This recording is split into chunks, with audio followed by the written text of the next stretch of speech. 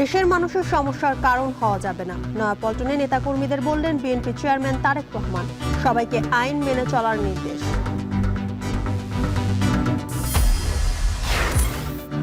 কৃষিতে প্রণোদনা, ভর্তুকি, ঋণ সবই মিলবে কৃষক কার্ডে। সরকার ও কৃষকের মাঝে কমবে দূরত্ব, বলছেন অর্থনীতিবিদরা। পহেলা বৈশাখে উদ্বোধন। ডিপো থেকে জ্বালানি তেল সরবরাহের সময় বাড়ল 2 ঘন্টা। নিরাপত্তায় সেনা বিজিবি মোতায়েন। গভীর রাতেও যানবাহনের দীর্ঘ সারি। ইতালি যাওয়ার পথে গ্রিস উপকূলে 22 অভিবাসন প্রত্যাশীর মৃত্যু। 18 জনই বাংলাদেশের। জীবিত উদ্ধার 26 জনের মধ্যে বাংলাদেশি 21 জন। নির্মাণ আর খোঁড়াখুড়িতে বিবর্ণ রাজশাহী শহর। সেবা সংস্থার কার্যকর ভূমিকার অভাব। নির্বাচিত জনপ্রতিনিধি না থাকায় ব্যবস্থাপনা নিয়ে অভিযোগ।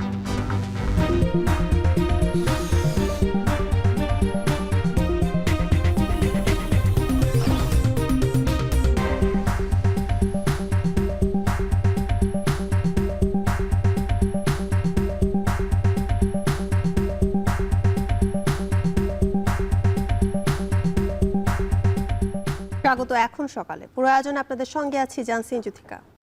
দলীয় নেতা কর্মীদের জনগণের পাশে থাকার নির্দেশ দিয়েছেন প্রধানমন্ত্রী তারেক রহমান। সরকার গঠনের পর শনিবার সন্ধ্যায় প্রথমবার দলের কেন্দ্রীয় কার্যালয়ে এসে এই নির্দেশ দেন তিনি। বলেন, বিএনপি ও বর্তমান সরকারের কাছে জনগণের প্রত্যাশা অনেক, তাই ধৈর্য ধারণ করে আইন শৃঙ্খলা পরিস্থিতি স্বাভাবিক রাখতে হবে।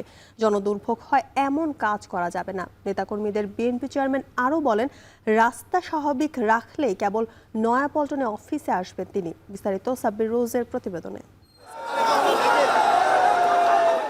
প্রধানমন্ত্রী হিসেবে দায়িত্ব নেওয়ার পর প্রথমবারের মতো নয়াপল্টনে বিএনপির কেন্দ্রীয় কার্যালয়ে অফিস করলেন দলের চেয়ারম্যান তারেক রহমান। শনিবার সন্ধ্যা 7:30টায় কার্যালয়ে আসেন তিনি। এ সময় দলের শীর্ষ নেতৃবৃন্দ, সরকারের মন্ত্রী, প্রতিমন্ত্রী ও নির্বাচিত এমপিদের সঙ্গে বৈঠক করেন তারেক রহমান। সাংগঠনিক কার্যক্রম বেগবান করতে দেন নানা নির্দেশনা। পরে অপেক্ষারত হাজারো নেতাকর্মীর উদ্দেশ্যে বক্তব্য রাখেন প্রধানমন্ত্রী তারেক রহমান। এ সময় তিনি রাস্তা স্বাভাবিক রাখতে নেতাকর্মীদের নির্দেশ দেন। বলেন, জনদুর্ভোগ হলে নয়াপল্টন অফিসে আসবেন না তিনি। অনেক কাজ আছে আমাদের। 1 নম্বর কাজ হচ্ছে রাস্তাটা ক্লিয়ার করতে হবে, অফিসে যাতে আমি আসতে পারি। আপনাদের সহযোগিতা থাকলে আমি অফিসে আসতে পারবো, আপনাদের সহযোগিতা না থাকলে আমি অফিসে আসতে পারবো না। আপনারা কি চান আমি অফিসে আসে? তাহলে আপনাদের সহযোগিতা করতে হবে, পরিবেশটা নরমাল রাখতে হবে। রাখা যাবে সেটা? আমি আরো 2-1 দিন আসবো, আমি দেখবো, যদি দেখি স্বাভাবিক রেখেছেন তাহলে আমি আসবো, আর যদি দেখি স্বাভাবিক রাখেন নাই তাহলে কিন্তু এখানে আমার পক্ষে আসা সম্ভব হবে না। প্রধানমন্ত্রী বলেন, দেশের মানুষের সমস্যার কারণ হওয়া যাবে না। সবার প্রত্যাশা পূরণে ধৈর্য ধারণ এবং আইন শৃঙ্খলার মধ্যে থাকতে হবে। সারা দেশে আমাদের যে সকল নেতাকর্মী আছে, আমাদেরকে ধৈর্য ধরতে হবে, আমাদেরকে আইন শৃঙ্খলার ভিতরে থাকতে হবে এবং আমাদেরকে মানুষের পাশে দাঁড়াতে হবে। মানুষের সমস্যা হয়, কষ্ট হয়, অসুবিধা হয়, সেই জিনিসগুলো করা যাবে না। একই সাথে অনেক সমস্যা আছে দেশে, মানুষকে বোঝাতে হবে, মানুষকে পাশে দাঁড়াতে হবে, মানুষকে ধৈর্য ধারণ করানো শেখাতে হবে বা ধৈর্য ধারণের সহযোগিতা করতে হবে মানুষকে। এর আগে দলীয় প্রধানের আগমন ঘিরে জনসমুদ্রের রূপ নেয় পুরো পল্টন এলাকা। টানা 2 দশক রাষ্ট্র ক্ষমতার বাইরে থাকা বর্তমান ক্ষমতাসীন বিএনপি সরকার রাষ্ট্র পুনর্গঠনের পাশাপাশি এবার দল ও এর অঙ্গ সহযোগী সংগঠনগুলো ঢেলে সাজাবে, যা ভবিষ্যৎ বাংলাদেশে একটি গুরুত্বপূর্ণ রাজনৈতিক শক্তি হিসেবে ভূমিকা রাখবে। এমন প্রত্যাশার কথাই বলছেন দলটির নেতাকর্মীরা। সাব্বির রোজ, এখন, নয়াপল্টন, ঢাকা। জ্বালানি পরিস্থিতি স্বাভাবিক রাখতে ডিপো থেকে সরবরাহের সময়সূচি 2 ঘন্টা বাড়ানো হয়েছে। সকাল 7টা থেকে বিকেল 3টা পর্যন্ত সরবরাহ করা হবে। এছাড়া ছুটির দিনেও তেল সরবরাহ করা হচ্ছে। তারপরও বদলায়নি রাজধানীর পেট্রোল পাম্পের চিত্র। সরবরাহ সংকটের দোহাই দিয়ে অনেক পাম্পই তেল বিক্রি বন্ধ রেখেছে। ফলে দীর্ঘ লাইন আর ভোগান্তি যেন নিয়তি হয়ে দাঁড়িয়েছে রাজধানীর গ্রাহকদের। আরও জানাচ্ছেন আতিক মিসবাহ লগ্ন ও রাজু আহমেদ। মধ্যপ্রাচ্য সংকটে টান পড়েছে জ্বালানির মজুতে। আনুমানিক ৪৫ দিনের জ্বালানি মজুতের কথা বলছে পেট্রোলিয়াম কর্পোরেশন বিপিসি। সংকটের এই সময়েও সিদ্ধিরগঞ্জের শীতলক্ষ্যায় নিয়মিত ভিড়ছে জাহাজ। শনিবার ছুটির দিনেও অব্যাহত রয়েছে তেল সরবরাহ কার্যক্রম। কঠোর তদারকির মাধ্যমে রেশনিং পদ্ধতিতেই দেয়া হচ্ছে জ্বালানি তেল। তবে বাস্তব পরিস্থিতি বিবেচনায় চাহিদার তুলনায় কম পাওয়ার অভিযোগ করছেন লরি চালকরা। বিড়ম্বনা তো অবশ্যই। 3 দিন পরে আজকে পাইছি 13,500 3 পদ মিলায়া। কোটা সিস্টেম জেনে ডেলি টিপ মারি এনে সপ্তাহে 1 দিন 2 দিন গেল ওই আধা ঘন্টার ভিতরে তেল শেষ, তেল নাই আর সব মারামারি লেগে যায়, কাজে ধরা লেগে যায়। গতবার মাছ মারছে যা পাতাম তার 3 ভাগের 1 ভাগ পাই। পাম্প চলে 2 ঘন্টা। সিদ্ধিরগঞ্জের এই ডিপো থেকে ছেড়ে যাওয়া এই লরিগুলোর গন্তব্য রাজধানী সহ আশেপাশের পেট্রোল পাম্পগুলো, যেখানে লম্বা সময় ধরে ধৈর্যের পরীক্ষা দিচ্ছেন ক্রেতা ও চালকরা। সেই গল্পই শুনতে চাই সহকর্মী রাজু আহমেদের কাছ থেকে। শুধু ধৈর্যের পরীক্ষা নয়, এভাবে ঘন্টার পর ঘন্টা অপেক্ষার ম্যারাথনে চালকরা।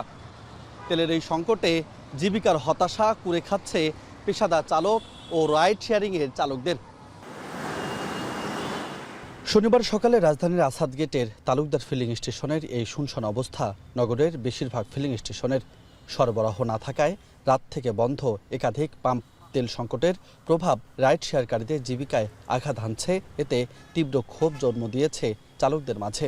এখানে এসে 6টা থেকে দাঁড়ায় আছি, মাত্র তেল পাচ্ছি। এই ইনকামের অবস্থা ভালো না। আমরা রাইড শেয়ার করি, যদি 1.5-2 ঘন্টা লাগে তেল নিতে, তাহলে সারাদিন ইনকাম করবো কয় টাকা? প্রত্যেক দিন 1000 টাকা তেল নিলে তারপরের দিন আবার এসে আবার নিতে হয়। মানে এটা মানুষের জন্য খুব একটা ভোগান্তি। সরকারের পক্ষ থেকে তেলের সরবরাহ স্বাভাবিক বললেও মাঠ পর্যায়ের চিত্র ভিন্ন। পাম্পগুলোতে মিলছে না চাহিদার অর্ধেক তেলও। এতে বাধ্য হয়েই বন্ধ রাখতে হচ্ছে পাম্প, দাবি ব্যবসায়ীদের। সরকারি কোনো ছুটির দিনে যখন ডিপো বন্ধ থাকে তখন তেলের কাজ চেষ্টা হয়। তখন দেখা গেলো ওই আগের দিন যে তেলটা থাকে ওইটাকে পরের দিন আর মেকআপ হয় না। তো আমার দরকার মিনিমাম 30,000 27,000, সেখানে আমি পাচ্ছি 9,000। তাহলে এই 9,000 লিটার আমরা আমাদের গ্রাহক পর্যায়ে দেখা যাচ্ছে 1/3। হ্যাঁ, তো বাকি লোকগুলি আমাদের যে গ্রাহকগুলি আছে তারা তো এই ফুয়েলটা পাচ্ছে না।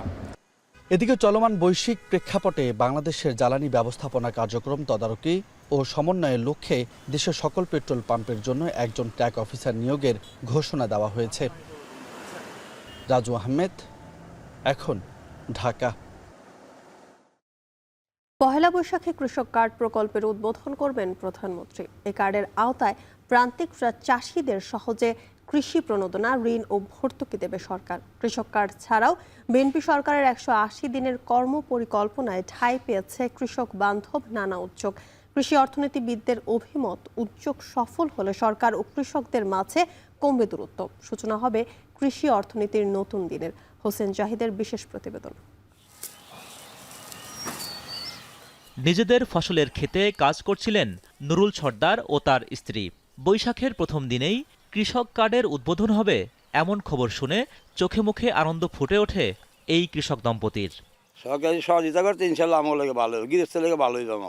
আগে এক মেম্বার আছিল, হ্যাঁ যেমন জুনিয়র থেকে খালি খাইছে, বিচারও গেলে 10,000 টাকা না দিলে হ্যাঁ বিচারও যায় নাই। সরকারের ভালো হইলো। যারা কৃষিকাজ না করে হেরা পায় না, আর যারা না করে হেরা পায়। তা আমরা কৃষিকাজ করে আমরা কি লাভ হইব? প্রস্তাবিত কৃষক কার্ডের মাধ্যমে মিলবে সহজ শর্তে সার, বীজ ও সেচ সহায়তা। ব্যাংকিং সুবিধা সহজ করা এবং সরাসরি ভর্তুকি পৌঁছে দেওয়ার ব্যবস্থাও রাখা হচ্ছে। এরই মধ্যে 10,000 টাকার সুদসহ কৃষি ঋণ মওকুফের ঘোষণাও দিয়েছে সরকার। বিএনপি সরকারের দায়িত্বের প্রথম 180 দিনের কর্মপরিকল্পনায় এগুলোই গুরুত্ব পাচ্ছে। কৃষি সম্প্রসারণ অধিদপ্তরের তথ্য বলছে, দেশে কৃষক পরিবার 1,68,00,000 আর কৃষি শ্রমে যুক্ত 3 কোটির কাছাকাছি মানুষ। পাইলট প্রকল্পের মাধ্যমে শুরুতে 9টি উপজেলায় কৃষক কার্ড আলোর মুখ দেখবে। আগামী 4 বছরের মধ্যে সব কৃষকই পাবেন সুবিধা। 4 মার্চ সচিবালয়ে প্রধানমন্ত্রীর সাথে মন্ত্রিপরিষদ সভায় এই সিদ্ধান্ত নেওয়া হয়।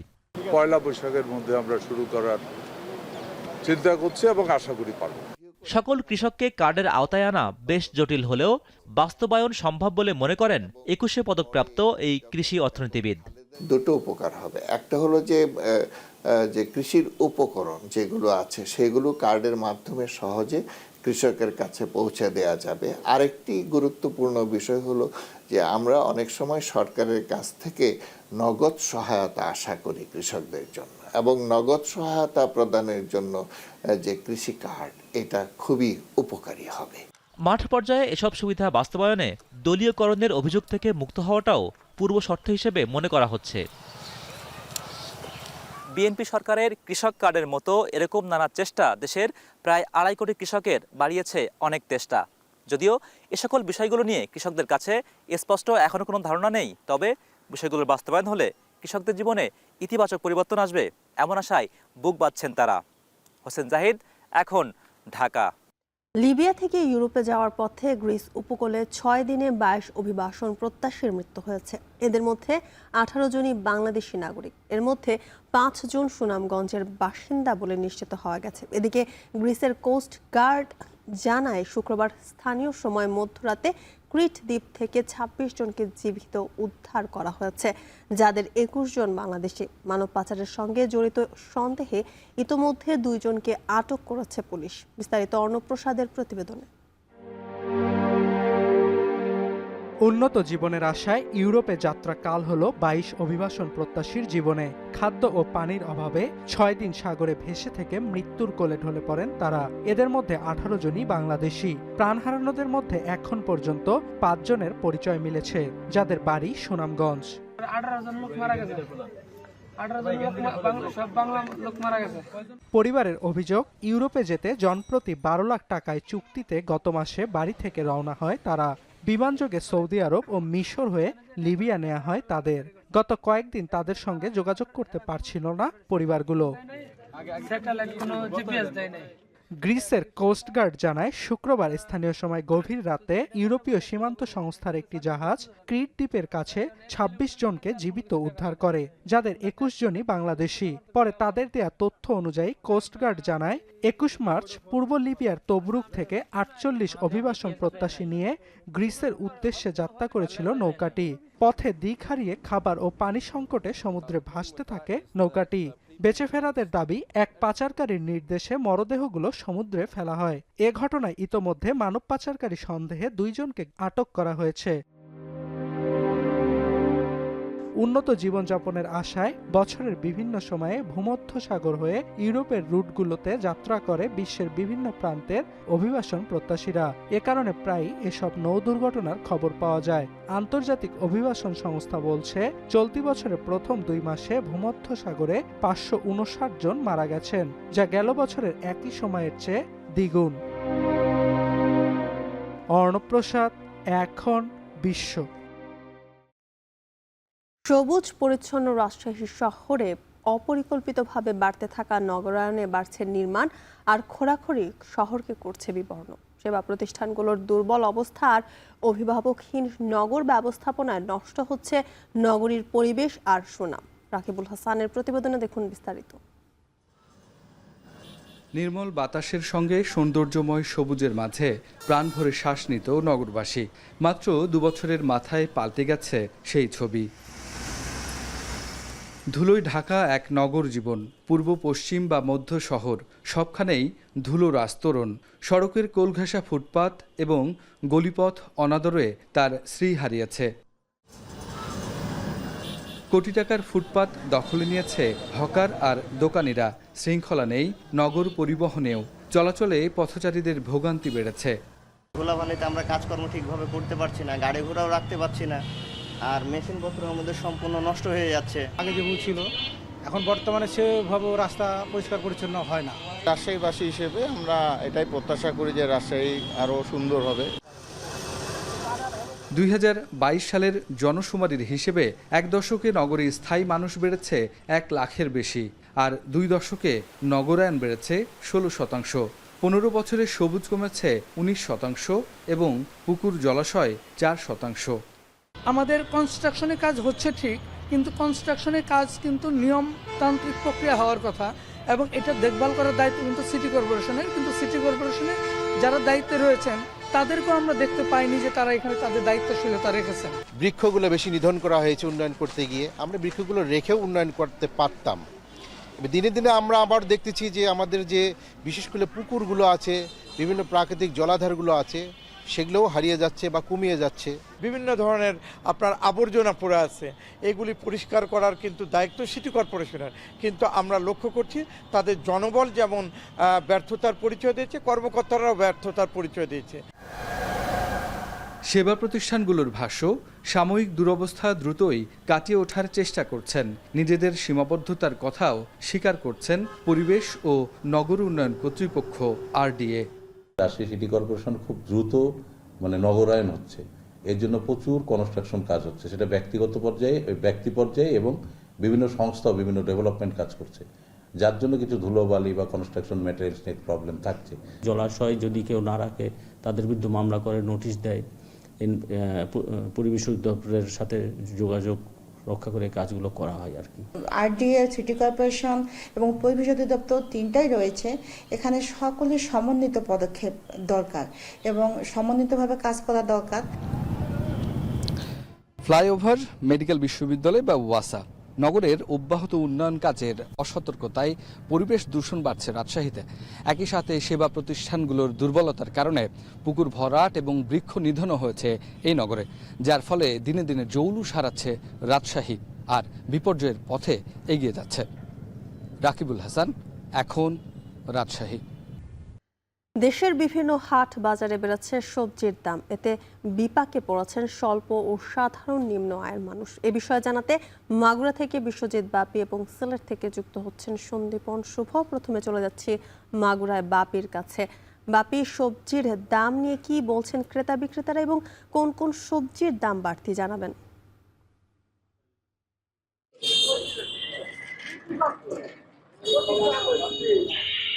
জ্যোতিকা, আমরা এই মুহূর্তে আছি মাগুরার সব থেকে বড় পাইকারি ও খুচরা বাজার মাগুরা একতা কাঁচা বাজার। এখানে কিন্তু সকাল থেকে কৃষকরা তাদের উৎপাদিত যে সবজি নিয়ে এই বাজারটিতে আসে এবং এখান থেকেই জেলার 4টি উপজেলা সহ পার্শ্ববর্তী বিভিন্ন এলাকায় কিন্তু এই সবজি যায়। তো আমরা সকালে উঠে যেটা বাজারে দেখেছি সেটা হলো প্রত্যেকটা সবজি কিন্তু 5 থেকে 15 টাকা করে কিন্তু দাম কিন্তু বেড়েছে। আর এই হঠাৎ করে দাম বাড়ায় কিন্তু অস্বস্তির মধ্যে রয়েছে সাধারণ যারা ক্রেতা এবং নিম্ন আয়ের মানুষরা।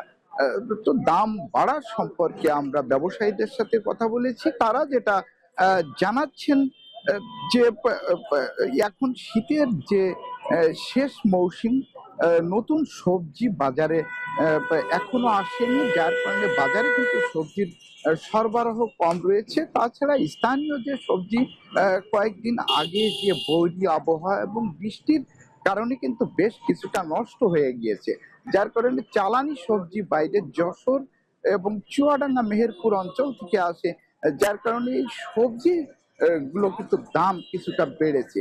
আবার তারা বলছে যে নতুন সবজি বাজারে আসতে শুরু করলেই আবার কিন্তু দাম কিছুটা কমবে। আমরা যদি সবজির দামের কথা বলি, যে গত সপ্তাহে যে উচ্ছে বিক্রি হয়েছিল 25 থেকে 30 টাকা, আজ কিন্তু সেটি বিক্রি হচ্ছে 40 থেকে 42 টাকা। তাছাড়া বেগুন গত সপ্তাহে বিক্রি হয়েছিল 30 থেকে 32 টাকা, আজ কিন্তু বিক্রি হচ্ছে 40 থেকে 42 টাকা। তাছাড়া এছাড়া সব ধরনের শাকসবজি এবং সবুজ শাক, লাউ শাক সবকিছুটাই কিন্তু 5 থেকে 15 টাকা কিন্তু দাম বৃদ্ধি পেয়েছে। তো এই ছিল মাগুরা যে সবজি বাজার থেকে সর্বশেষ। আমরা এই মুহূর্তে চলে যাব সিলেটে, সেখানে রয়েছেন আমাদের সহকর্মী সন্দীপন শুভ। তিনি জানাবেন সিলেটের সবজি বাজারের যে পরিস্থিতি। জ্যোতিকা। আপনি আপনাকে অসংখ্য ধন্যবাদ জানাচ্ছি। আমাদের মাগুরার মতোই কিন্তু সিলেটে অনেকটাই বেড়েছে সবজির দাম। দেখুন, প্রথমেই যেটি বলতে হয় যে পবিত্র রমজান মাসের পর কিন্তু এই যে কাঁচা সবজি, সেই সবজির দাম কিন্তু অনেকটাই বেড়ে যায় এবং সেটি হয়েছে, আমরা দেখি যে প্রতি বছর এই জিনিসটা হয় এবং এর কারণ হিসেবে এখানকার বিক্রেতারা বলছেন যে আসলে চাহিদা বেড়ে যাওয়ার কারণেই এমনটি হয়ে থাকে এবং যত বেশি চাহিদা বাড়ে তত বেশি কিন্তু সবজির দাম বাড়ে। আমি দু একটি সবজির দাম আজকে আপনাকে জানিয়ে রাখতে চাই, সেটি হচ্ছে এখানকার ঢেঁড়সের দাম কিন্তু আমরা দেখেছি রমজান মাসের যখন ছিল, অর্থাৎ ঈদের আগে কিন্তু এটি বিক্রি হচ্ছিল 40 টাকায় প্রতি কেজি। এখানে কিন্তু দাম বেড়ে গিয়ে আজকের বাজারে 50 টাকা কেজিতে বিক্রি হচ্ছে। পাশাপাশি মূলার দাম বেড়েছে, মূলার দামও কিন্তু 30 থেকে 40 টাকায় গত সপ্তাহে পাওয়া গেলেও কিন্তু এখন এটি বিক্রি হচ্ছে 50 থেকে 55 টাকায়। পাশাপাশি দাম বেড়েছে করলার দাম কিন্তু প্রতি কেজি 80 থেকে 90 টাকায় বিক্রি হচ্ছে, যেটি আগে কিন্তু আমরা দেখেছি 60 থেকে 70 টাকায় বিক্রি হতে। এর পাশাপাশি কিন্তু দাম বেড়েছে ঝিঙ্গার দাম সর্বোচ্চ বেড়েছে। ঝিঙ্গা কিন্তু খুচরা বাজারে 120 থেকে 140 টাকা কেজিতে বিক্রি হচ্ছে, অর্থাৎ ঝিঙ্গা আগে যে দাম ছিল সেটি থেকে কিন্তু 10 থেকে 15 টাকা বেড়ে গেছে। পাশাপাশি টমেটোর কথা বলতে হয়, টমেটোর দাম কিন্তু আজকের বাজারে 35 থেকে 40 টাকায় বিক্রি হচ্ছে শুধুমাত্র পাইকারি বাজারে, যেটি খুচরা বাজারে 50 টাকার বেশি দামে কিন্তু বিক্রি হচ্ছে। পাশাপাশি আরও অন্যান্য শাকের দামও কিন্তু বেড়েছে, বিভিন্ন ধরনের শাক রয়েছে সেগুলোর দামও কিন্তু আমরা দেখতে পাচ্ছি অনেকটাই বৃদ্ধি পেয়েছে। আমি আর একটু জানিয়ে রাখতে চাই আপনাকে, বিশেষ করে লাউয়ের কথা, মিষ্টি লাউ কিন্তু আমরা দেখেছি রমজান মাসে 20 থেকে 25 টাকা প্রতি কেজি বিক্রি হচ্ছিল, কিন্তু ঈদের পরপরই কিন্তু সেটি এক লাফে 35 টাকা পাইকারি বাজারে বিক্রি হচ্ছে, যেটি খুচরা বাজারে কিন্তু 40 থেকে 45 টাকা, কোনো কোনো জায়গায় 50 টাকা পর্যন্ত বিক্রি হচ্ছে। এর পাশাপাশি পটলের কথা বলতে হয়, পটলের দামও কিন্তু বেড়েছে। পটলের দাম খুচরা বাজারে কিন্তু 60 থেকে 70 টাকায় বিক্রি হচ্ছে, অর্থাৎ সপ্তাহ ব্যবধানে কিন্তু এটি 10 থেকে 15 টাকা বেড়ে গেছে। মুদ্রা কথা হচ্ছে কিন্তু এই যে চাহিদা বৃদ্ধি, আমি যেটি বলছিলাম প্রথমে, যে চাহিদা বৃদ্ধির সাথে সাথে কিন্তু এই সবজির বাজারে দাম বেড়েছে। ক্রেতাদের সাথে কথা বলেছি, ক্রেতারা বলছেন যে আসলে ঈদের পরপরই এরকম দাম বৃদ্ধি পেলে এটা হয়তো বা সময়ের সাথে আরও বাড়বে, তাই তাদের দাবি হচ্ছে বাজার যেন মনিটরিং করা হয় এবং বাজার যেন নিয়ন্ত্রণ রাখা হয়, এটি তাদের সরকারের প্রতি আহ্বান বা দাবি রয়েছে। বিক্রেতারা বলছেন আসলে তারাও নিরুপায়, তারা বেশি দাম দিয়ে কিনছেন, তাই তাদের বেশি দামেই বিক্রি করতে হচ্ছে। আমরা ফিরে যাব এখন স্টুডিওতে। জ্যোথিকা, এই ছিল আমার কাছে সিলেটের সবজি বাজার থেকে সর্বশেষ খবরাখবর। সবজি বাজারের খবর জানাচ্ছিলেন সহকর্মীরা। চাঁপাইনবাবগঞ্জ জেলার কৃষিতে নতুন সম্ভাবনার দ্বার খুলেছে মহানন্দা নদীতে নির্মিত রাবার ড্যাম প্রকল্প। দীর্ঘদিন শুষ্ক মৌসুমে পানির অভাবে যেখানে বিস্তীর্ণ জমি অনাবাদি থাকত, সেখানে এখন সবুজে ভরে উঠেছে ফসলের মাঠ। রাবার ড্যাম নির্মাণের ফলে নদীতে সংরক্ষিত পানি সরাসরি ব্যবহার করা যাচ্ছে সেচ কাজে। অন্তত 7,000 হেক্টর জমি, কৃষি জমি সুবিধা পাচ্ছে বলে দাবি কৃষি বিভাগের। বিস্তারিত সোহান মাহমুদের প্রতিবেদনে। রাবার ড্যাম প্রকল্পের কারণে চাঁপাইনবাবগঞ্জ জেলার কৃষিতে উৎপাদন বৃদ্ধি এবং পানির স্থায়ী সংরক্ষণ মানুষের জীবনযাত্রায় স্বস্তি এনেছে। সদরের বালিয়াডাঙ্গার যাদুপুর গ্রামের গোপাল চৌধুরী গত 5 বছর ধরেই মহানন্দার তীরে ধান চাষ করছেন। আগে শুষ্ক মৌসুমে পানির অভাবে নানা বিপত্তিতে পড়লেও চলতি মৌসুমে সে সমস্যায় পড়েননি। এই চড়াতে আগে একবারই ধান করতে পারতাম, এখন আমি মনে করলেন প্রথমে শস্য লাগাচ্ছি, শস্য উঠার পরে এখন আমি মনে করলেন যে আজকে জমিতে চাষাবাদ করে এখন ধান লাগাচ্ছি। চাষিরা বলছেন মাত্র 2 বছর আগেও সেচের জন্য গভীর নলকূপ ও ডিজেল চালিত পাম্পের অতিরিক্ত জ্বালানি খরচে চাষাবাদ হয়ে উঠত ব্যয়বহুল, কিন্তু মহানন্দায় নির্মিত রাবার ড্যামের কারণে তাদের উৎপাদন খরচ কমেছে।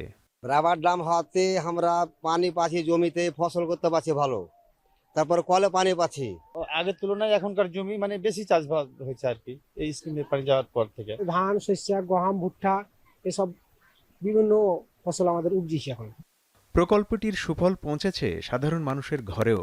নদীতে পানি ধরে রাখার ফলে ভূগর্ভস্থ পানির স্তরে উন্নতি এবং বাসাবাড়িতে পানির প্রাপ্যতা বেড়েছে। আগে এই জায়গায় টিউবওয়েলের পানিগুলো পাওয়া যেত না, সমস্যা হতো। এখন রাবার ড্যাম হওয়ার কারণে এই আশপাশের এলাকার টিউবওয়েলের পানিগুলো সুন্দরভাবে পাওয়া যায়। যে সেচ প্রকল্প আমাদের যে নদী থেকে পানি তুলে চাষবাসের জন্য, এগুলো এলাকাবাসীর জন্য খুব উপকার হয়েছে। প্রকল্পের সুফল পড়েছে প্রায় 70 কিলোমিটার এলাকার কৃষি জমিতে, দাবি পানি উন্নয়ন বোর্ডের।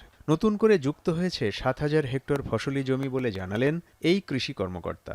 এই পানি ধরে রাখার ফলে এই অতিরিক্ত পানিটুকু আশপাশের এলাকায়, এটা একটা বরন্দ এলাকা, লোকজন কৃষিকাজে ব্যবহার করছে এবং গ্রাউন্ড ওয়াটার রিচার্জ হচ্ছে। এর ফলে ডিপ টিউবওয়েল আগে যেখানে পানি পাওয়া যেত না, সেই এলাকার লোকজন এখন পানি পাচ্ছে এবং একটা বিস্তীর্ণ এলাকা সেচের আওতায় চলে এসেছে। রবি মৌসুমে ধান, গম, সরিষা, মসুর এবং সবজি এবং সেই সাথে কিছু ফল বাগানে সেচের সুবিধা হচ্ছে।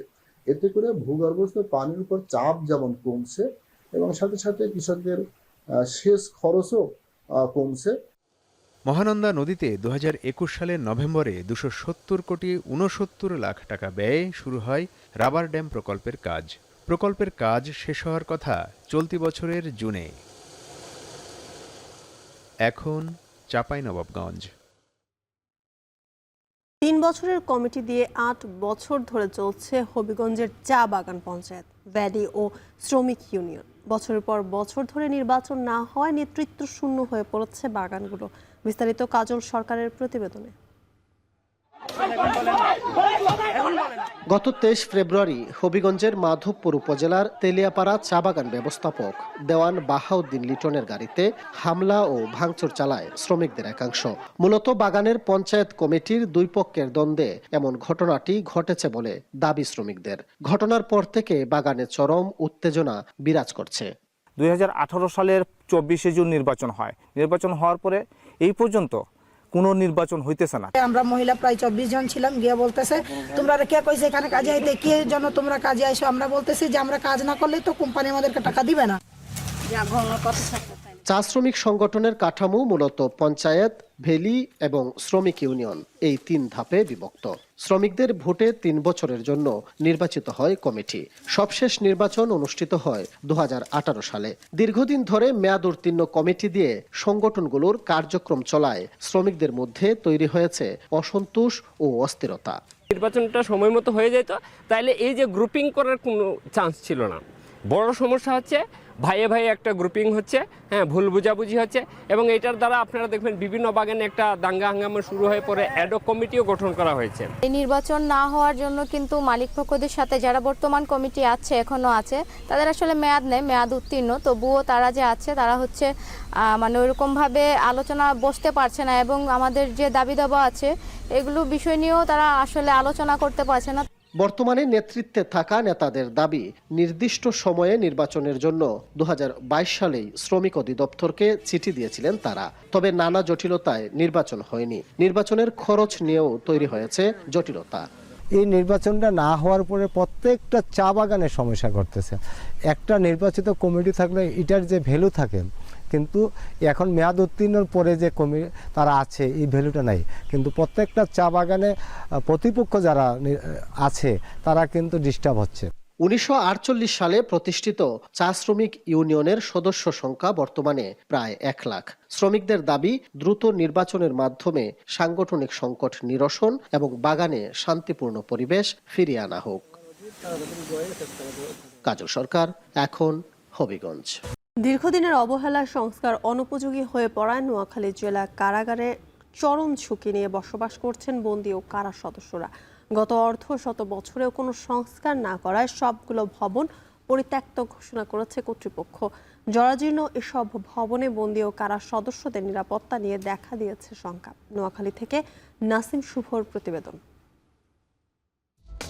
1967 সালে নোয়াখালীতে নির্মিত হয় জেলা কারাগার। কারাগারের ভেতরে বন্দী ও কারা সদস্যদের জন্য নির্মাণ করা হয়েছিল 10টি ভবন। দীর্ঘদিন সংস্কার না হওয়ায় সবগুলো ভবনের দেয়ালে ফাটল ও ছাদের পলেস্তারা খসে পড়ছে। ভবনগুলো যে কোনো সময় ধসে পড়ার আশঙ্কা দেখা দিয়েছে। বন্দীদের থাকার একাধিক ভবন দেবে গেছে। সেন্ট্রিফিউজগুলা বা ওয়ালগুলা সামান্য বৃষ্টিতে ডুবে যায়, আর ড্রেনেজ সিস্টেম অকেজো।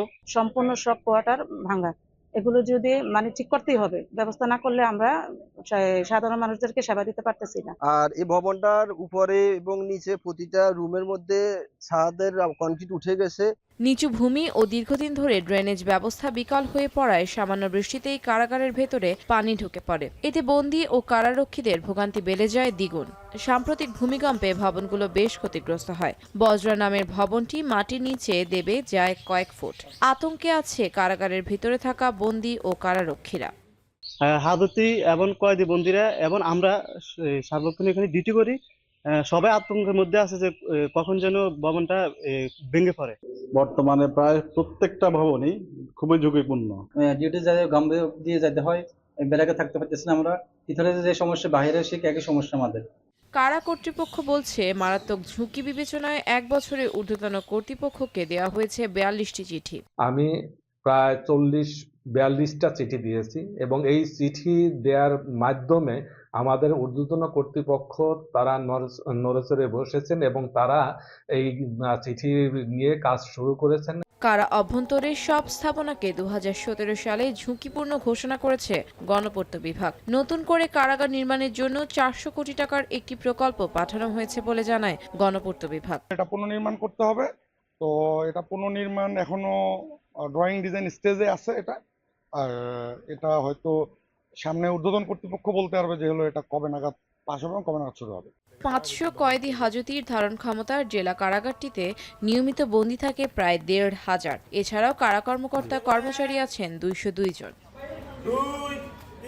এখন নোয়াখালী। হাজারো পাখির স্বর্গরাজ্যে পরিণত হয়েছে বরগুনার সুরঞ্জনা ইকো পার্ক। খাদ্য সংকটে বিলুপ্ত প্রায় পাখিদের বাঁচাতে পার্ক জুড়ে তৈরি হয়েছে এক অনন্য মৈত্রীর গল্প।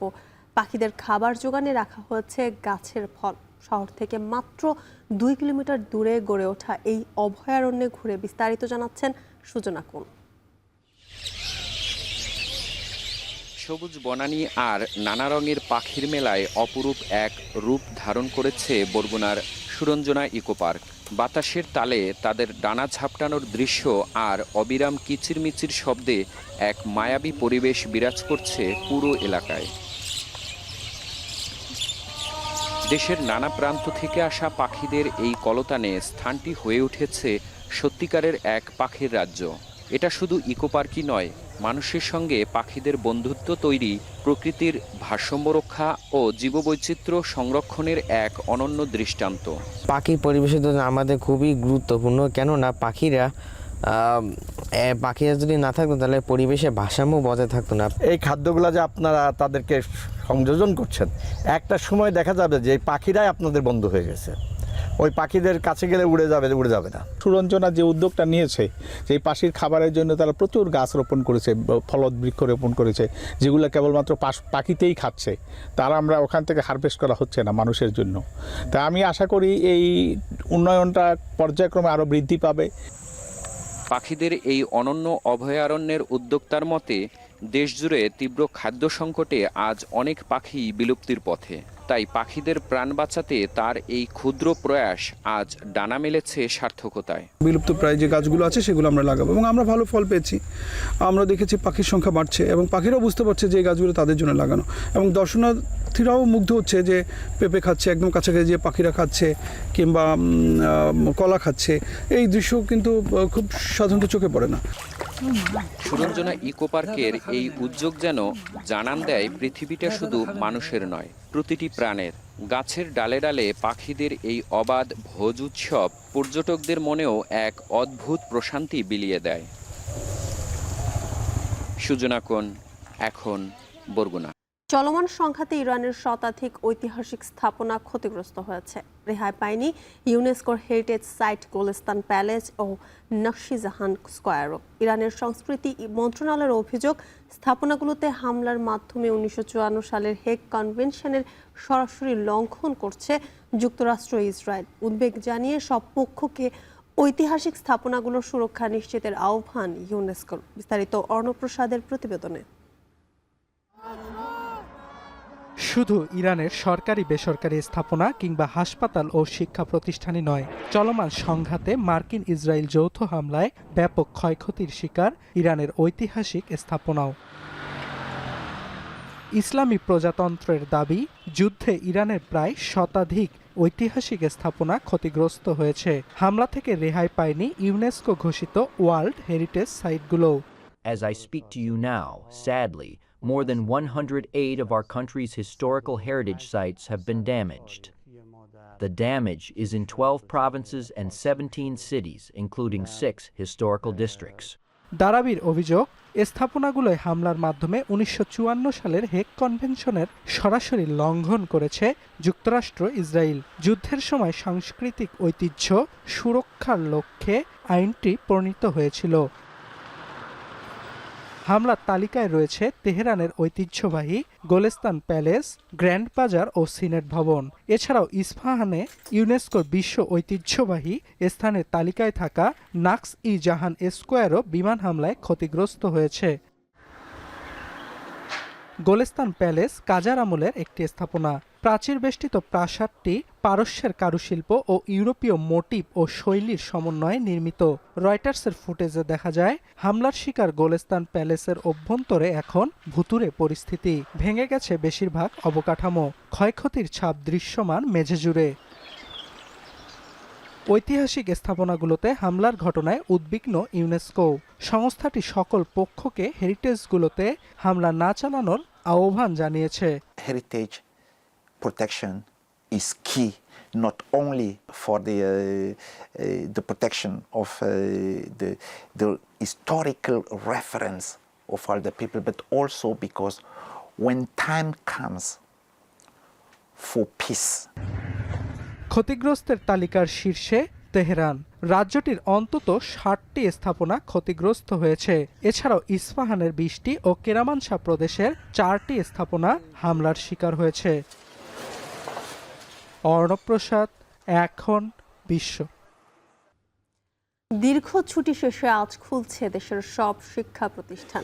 দীর্ঘদিন বন্ধ থাকায় শিক্ষা প্রতিষ্ঠানগুলোতে বেড়েছে মশার উৎপাত। এ অবস্থায় ডেঙ্গু বেড়ে যাওয়ার আশঙ্কায় রাজধানীর স্কুল কলেজে মশক নিধন কার্যক্রম হাতে নিয়েছে ঢাকা উত্তর সিটি কর্পোরেশন। বিস্তারিত জানাচ্ছেন রাব্বি আর রাহিদ। ঈদুল ফিতরের দীর্ঘ ছুটি শেষে রোববার থেকে খুলবে সারা দেশের সব শিক্ষা প্রতিষ্ঠান। তবে এর আগেই প্রতিষ্ঠানগুলো পরিষ্কার পরিচ্ছন্ন রাখার নির্দেশনা দিয়েছে মাধ্যমিক ও উচ্চ মাধ্যমিক শিক্ষা বোর্ড।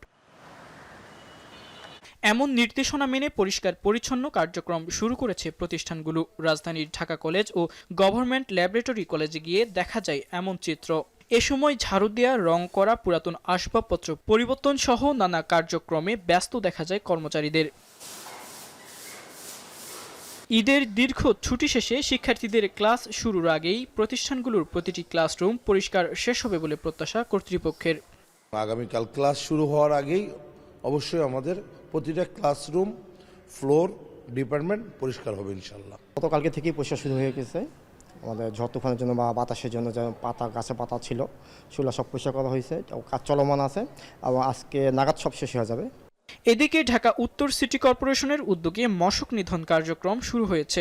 সবার আগে স্কুল কলেজগুলোতে ডেঙ্গু প্রতিরোধী অভিযান চলবে। রেসিডেন্সিয়াল মডেল কলেজে মশক নিধন কার্যক্রমে অংশ নিয়ে এমন কথা জানান ডিএনসিসির প্রশাসক শফিকুল ইসলাম মিল্টন।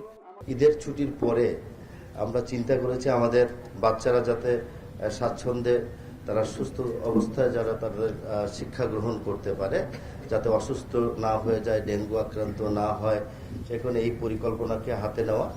সেই পরিকল্পনার প্রথম অধ্যায় আমরা আজকে আমাদের ঐতিহ্যবাহী রেসিডেন্সিয়াল মডেল কলেজ থেকে আমরা শুরু করব।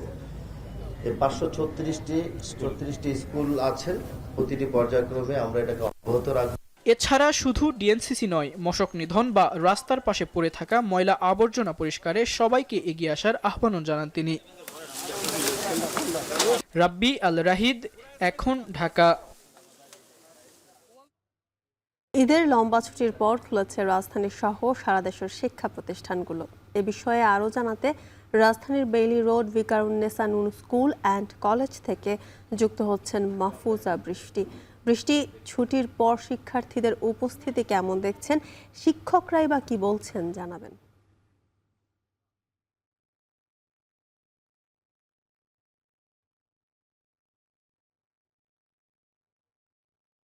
মাস ছুটির পরে কিন্তু শিক্ষার্থীরা তাদের শিক্ষা প্রতিষ্ঠানে ফিরতে শুরু করেছে। উপস্থিতির কথা যদি একটু দেখানোর চেষ্টা করি, তাহলে উপস্থিতি কিন্তু আসলে কাম্য, যেটা কামনা করছে স্কুল প্রতিষ্ঠানগুলো কর্তৃপক্ষরা, সেই তুলনায় হয়তোবা সেটা ফিল আপ হবে। আমরা যতটা দেখতে পাচ্ছি রাজধানীর যে বিভিন্ন স্কুলগুলো আছে তারা কিন্তু বিভিন্ন শিফটে কিন্তু স্কুলগুলো চালায়।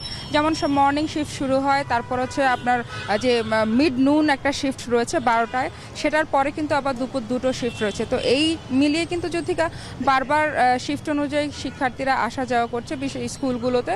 আমরা যেমনটা দেখতে পাচ্ছি যে একটু আগে আমরা Motijheel ideal school and college সেটা ঘুরে এসেছি, সেখানেও যেমন অলরেডি ক্লাস শুরু হয়ে গেছে। সেই জায়গা থেকে এখন বেইলি রোডে আছি, ভিকারুন্নেসা নুন স্কুল অ্যান্ড কলেজের। এখানে আপনি দেখতেই পাচ্ছেন যে শিক্ষার্থীরা তাদের পরিবার পরিজনের সাথে, কেউ বাবা, কারো মা, তাদেরকে অভিভাবক যারা আছেন তারা কিন্তু স্ব শিক্ষা প্রতিষ্ঠানে নামিয়ে দিয়ে যাচ্ছেন। আমাদের কয়েকজন অভিভাবকদের সাথে কথা বলার সুযোগ হয়েছে। তারা বলছেন যে স্কুল আসলে একটা অভ্যাসে পরিণত হয়েছে, সেটা বাচ্চাদের সাথে সাথে অভিভাবকদের।